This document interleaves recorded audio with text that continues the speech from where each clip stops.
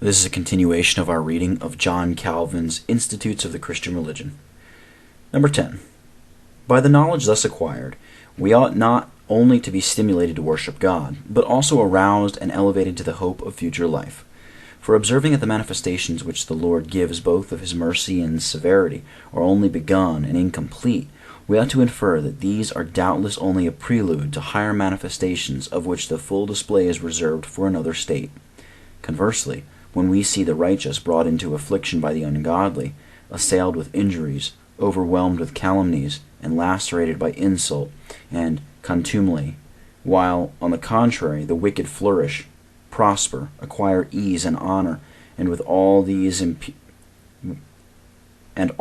with impunity, we ought forthwith to infer that there will be a future life in which iniquity shall receive its punishment, and righteousness its reward. Moreover, when we observe that the Lord often lays his chastening rod on the righteous, we may the more surely conclude that far less will the unrighteous ultimately escape the scourges of his anger. There is a well-known passage in Augustine, quote, "Were all sin now visited with open punishment, it might be thought that nothing was reserved for the final judgment.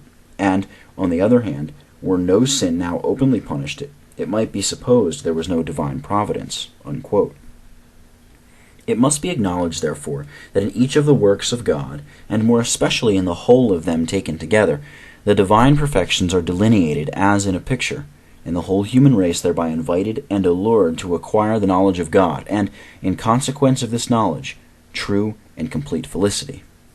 Moreover, while his perfections are thus most vividly displayed, the only means of ascertaining their practical operation and tendency is to descend into ourselves, and consider how it is that the Lord there manifests his wisdom, power, and energy, how he there displays his justice, goodness, and mercy. For although David in Psalm 92, verse 6, justly complains of the extreme infatuation of the ungodly in not pondering the deep counsels of God, as exhibited in the government of the human race, what he elsewhere says, in Psalm 40, is most true, that the wonders of the divine wisdom, in this respect, are more in number than the hairs of our head. But I leave this topic at present, as it will be more fully considered afterwards in its own place. Number 11. Bright, however, as is the manifestation which God gives both of himself and his immortal kingdom in the mirror of his works, so great is our stupidity, so dull are we in regard to these bright manifestations, that we derive no benefit from them. For in regard to the fabric and admirable arrangement of the universe, how few of us are there who, in lifting our eyes to the heavens, or looking abroad on the various regions of the earth, ever think of the Creator? Do we not rather overlook him, and sluggishly content ourselves with a view of his works? And then in regard to supernatural events, though these are occurring every day, how few are there who ascribe them to the ruling providence of God? How many who imagine that they are casual results, produced by the blind evolutions of the wheel of chance? Even when under the guidance and direction of these events, we are in a manner forced to the contemplation of God, a circumstance which all must occasionally experience, and are thus led to form some impressions of deity, we immediately fly off to carnal dreams and depraved fictions, and so by our vanity corrupt heavenly truth. This far, indeed, we differ from each other, in that every one appropriates to himself some peculiar error.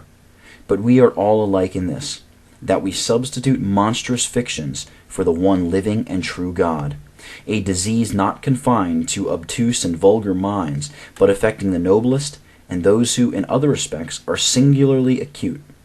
How lavishly in this respect have the whole body of philosophers betrayed their stupidity and want of sense!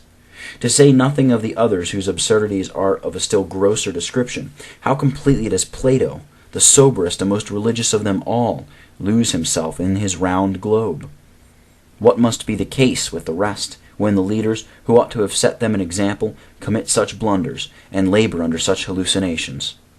In like manner, while the government of the world places the doctrine of providence beyond dispute, the practical result is the same as if it were believed that all things were carried hither and thither at the caprice of chance.